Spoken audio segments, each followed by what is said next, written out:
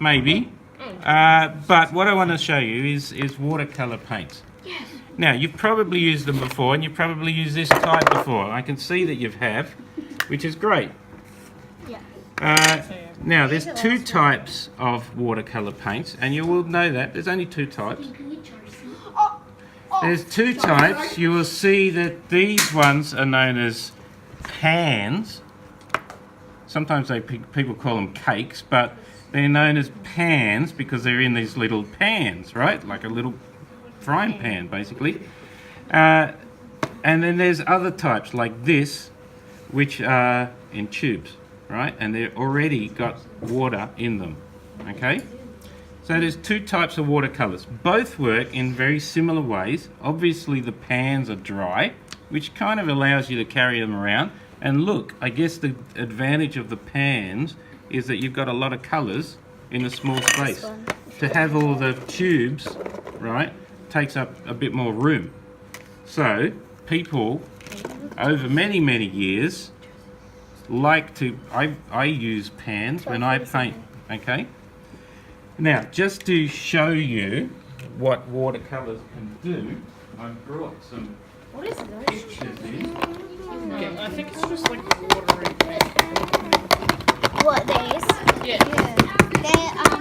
They're already mixed paint, so they're already mixed watercolors, so you can just put it on this and just use your paintbrush. Alright, so When you got paint, it's mysterious. some people think that these are like for little kids, but they're not. So these are some pictures I did, all with watercolours. You're For so some good. TV commercials. TV, right? you paint Yep. stuff for TV commercials. You'll notice that they have some little holes because it's an animation. It was a cartoon. So what, you've done that? Yes. And you had to we paint can that like see a that lot on of times. So if you listen, you might learn something. Is that Now, this was for a TV commercial for, you probably know, Bombarderi Bowling Club. Oh yeah. All right. This was a Christmas thing, and Santa Claus landed on the roof, and an aeroplane landed there, things like that. All right, you may have seen it. Who knows? So wait, did you have But that was all done in watercolours. Okay. That moon Similar is sick. to these, right? And here's another one here. Okay. So all of that was done in watercolours. Now the good thing about watercolours is that you get these lovely effects of what they call washes, because watercolours do that really well. Okay. And you can do sort of effects like this. Will you put it this way? Okay, so it's possible to do a lot of different things with watercolours that some other paints can't do. You want to put them back on the desk? You can have a look at those later. And in the background there was like So, a fake thing. you can use either. I've brought these along if you want to try them. Sometimes if you're doing big These are awesome. areas of things like what, skies, the painting? the paints, Yes, the tube ones. the They're tube awesome. paints can work a bit quicker and better, right? So you just squirt a bit of paint onto there, and you don't use much. Watercolours can last years, all right? I've got a little set. They're actually very expensive, that but they one's last so- for many years before they have to replace them. Yeah, some of these colours are great. So there's a lot in there if you want to try them out, right? The other thing is these. There's nothing wrong with these. They work really well. So with watercolour, normally you've got to plan it. So if you've done a drawing already this morning or whatever, you may want to use that as a sketch. But we need, when you're drawing on watercolour, you really want to use good paper. And this is special watercolour paper. Usually tells you, if you go into a shop, right, this one's a good brand. This is made in Italy, actually. Kind of And like it looking at tells you watercolour paper. His hands are all bloody. I know. Now, watercolour paper is a bit thicker than normal paper, all right? You can feel that, all right? And there's It's like something cardboard. a little bit, yeah. You don't really want it too thin because you're going to wet it a lot. You've noticed what happens to your drawings that you did on the sort of thinner art paper? It It kind of goes all crinkly. crinkly, yeah. Now, even this might crinkle up a little bit, but hopefully not too much. So, if I'm going to draw, you don't want to go too heavy with your pencil, right? Because you will mess it up, and it's a bit hard to rub out on this paper. So, you can trace what you've done, if that helps. Oh, I don't know what that was, but we can, I'll work with that. Doesn't really matter. So, if I'm going to draw something, I might draw this thing. I might turn it into a cartoon, something. All right. So I'm going to start off. I usually start off with its head. Generally, I always start with its head. Okay, and then I'll probably come in with its body, something like this, and I'm going to make it look like it's looking this way. Easy. Okay, and then I'm going to create its wings. And I'll probably put the other wings back here. Because he's just doing that. Now, what I'm doing is called sketching, and I don't want to make it too heavy, all right? I want to kind of keep it sort of, I want to just get the shapes right. So then you can outline it. That's right. Yeah, well, I can outline it. Now, I have brought some ink if you really want to draw with ink, right?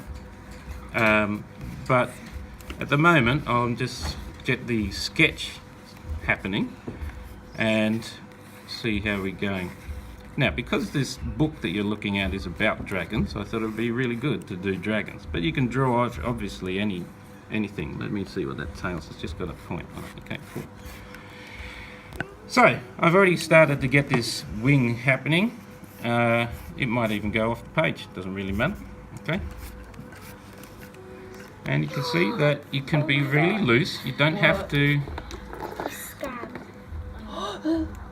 Oh my god, it looks like a medical show. Yeah. Do you need to go to sick bay? It looks like a medical show. Wait, let me see it. It definitely does. No, you don't want it. No, actually, you don't want it. I can actually handle it. All right. You're probably going to die of loss of blood. Now I'm going to change it a little bit. I'm going to kind of make it into a slightly more cartoon type dragon. So Oh my god. I'm going to kind of make it. Sorry? Oh no, some high schools during year 7 like to come by and say hi to This day. Oh my god, that head's so good. How do you do this? It's mind blowing. and then post it, and that's just a sketch. Yeah, so that's the sketch happening. Okay. Holy bougie. Now I'm going to make it look like it's on a rock. So I've kind of made a rock here. Now I've got some in my bag. I've got some sort of shadow, sort of outlines of dragons, which might help you. But I can also put some ideas on the Can I have one of those? screen if you want. Yeah, it's probably made from pig, hog. Okay. Indeed. But these are great for doing acrylic paints, right? Where you need a sort of stiff brush to put it on. This stuff's really watery, so you want a brush that actually holds. Are we allowed more to use your brush? paint. Yeah, look, you can borrow mine, right? I've got some. That's why I brought them, because some of these sort of more softer brushes are better for watercolor, like this. Okay? That's so soft. Because they hold more water. Okay. So what I want to do now, if someone can go and grab me a tissue, I'm going to actually do the background. All right. So I need to prepare a background colour. What are we going to use for a background? Maybe a bit of blue. Maybe like a really soft blue. And some reddish colour. Yep, there we go. It'd be good if they weren't all stuck together. I've got you some neighbours. Right, good. Now, the reason why I wanted some tissues is because a simple thing like tissue, I can't even get that apart. Some of them are so stuck from the water that we Yep. used before. Hi guys, it's makeup. Now, where'd my thick brush go? There's two ways to apply watercolour. One way is to do it direct, where you would get some water, you would try to mix this up a bit. Now you can see it takes more time with the pans because you've got to get them wet, right? And then you've got to use your brush to start getting paint onto it, right? Obviously, if you use one of these, it happens straight away, right? If I put a bit of this paint there, obviously if I just grab a bit of water, it's much quicker to do. Boys, now the reason why I'm showing you is because I want you to try some of these techniques, because I don't want you to just do it. The other way that most people will start doing it is they'll go dip their brush in, they'll kind of dip it into the paint, and then they'll start putting it on.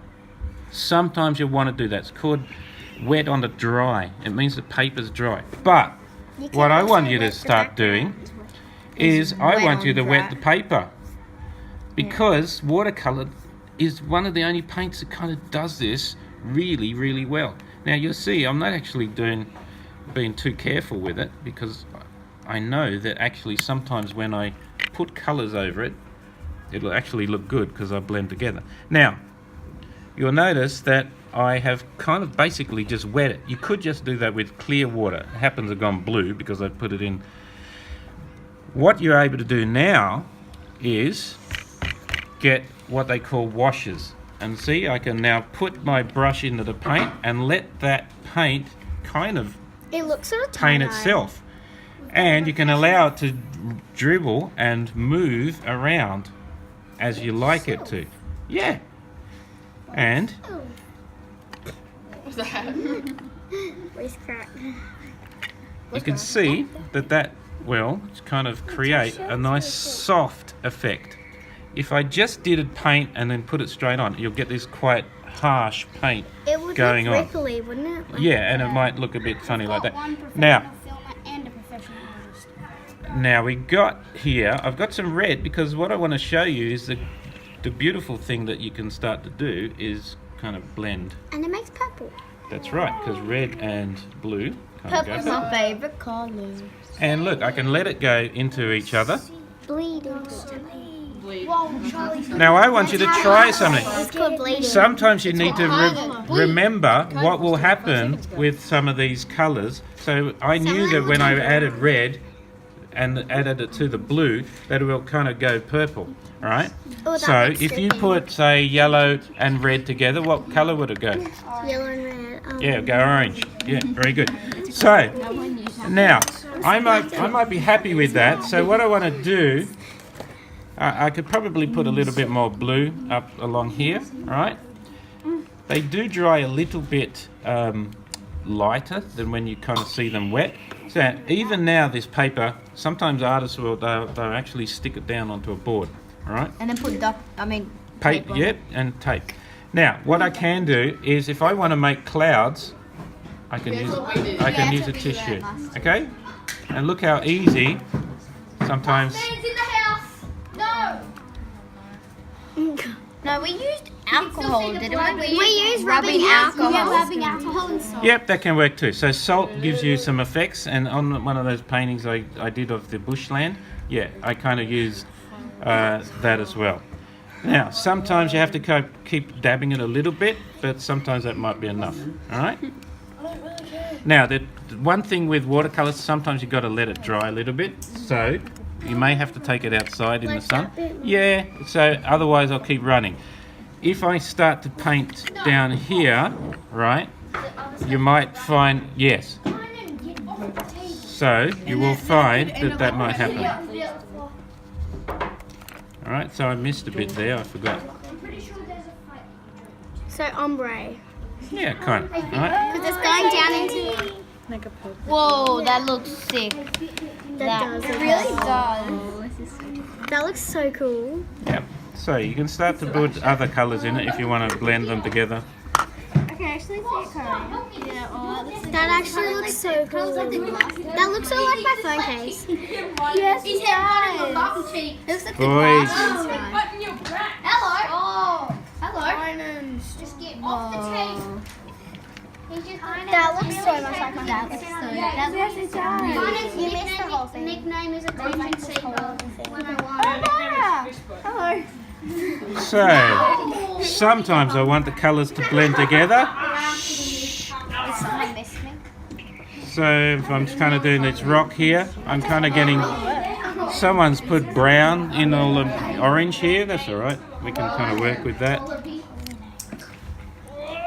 And as you can see, I'm kind of creating different effects. All right.